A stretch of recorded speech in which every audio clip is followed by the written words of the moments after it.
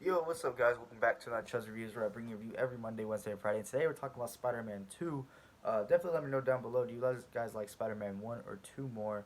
It's very hard for me to pick, but I think I do have a selection in mind. Because this movie, to me, spoilers ahead, but like, is just flawless. I guess the villain could be better, maybe. I don't know. Doc Ock is cool. I don't know. This movie is just awesome. Picking up right after Spider-Man 1, Mary Jane doesn't know, Peter Parker is Spider Man yet, and he can't be with her because after he tried to be with, like, he didn't even try to be with her in the first movie, and Goblin still got to her, and Green Goblin still got to her. So, like, it's just hard. You can't reveal who you are as a superhero because then the villains will just go after who you love, and and also you can't really love anyone because they'll also just still somehow find it out. You just can't love people if you're a superhero. And Peter Parker understood that and wouldn't tell Mary Jane why. And just basically, this movie is a love story, which is actually a better kind of love story than the first one because they have a lot more like back and forth in this, and you see their perspectives, and it's just like, oh, get together already, but you understand why they're not. I don't know. I was just into this romance more than I was in the first one. It was less predictable in this one, and this movie is just sad overall. Like the first 30 to 40 minutes of this movie is just fucking depressing. It felt like the first hour of Endgame, but like done in a very good way. When Peter Parker goes talk to Aunt May a few times and remembering his Uncle Ben, it's just really great scenes. I love Aunt May in this trilogy. She's very underrated. I mean people like her obviously. If you ask about people about it, they're like, oh, I love Aunt May, but I'm here saying it. You don't gotta ask me. I'll say it. Aunt May, that actor, that woman in Spider-Man 1 and 2 is just like great, and her scenes in Spider-Man 2 are great. And like I said, it's just very sad remembering uh, Uncle Ben. Green Goblin died at the end of the first movie, and that is Harry's father. So Harry is pissed at Spider-Man for killing Green Goblin, his father, but also he's best friends with Peter Parker, which is Spider Man. So it is like really fucked up there. That's what I like about Spider Man. Not that it's fucked up.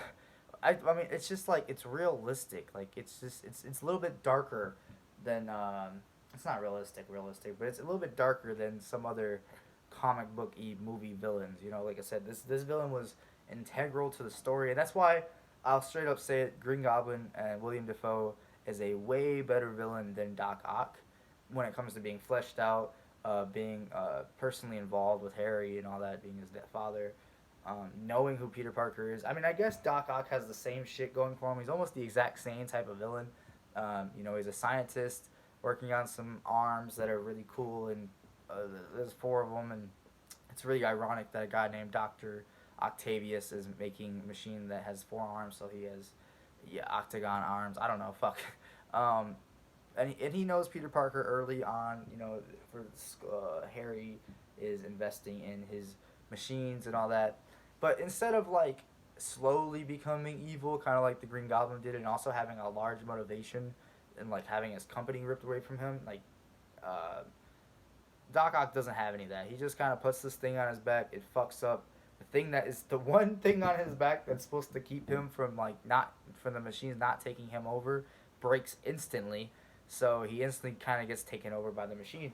And that's really cool. And like I said, it makes him very menacing. Doctor Ock by the end of this movie looks badass. He's way cooler.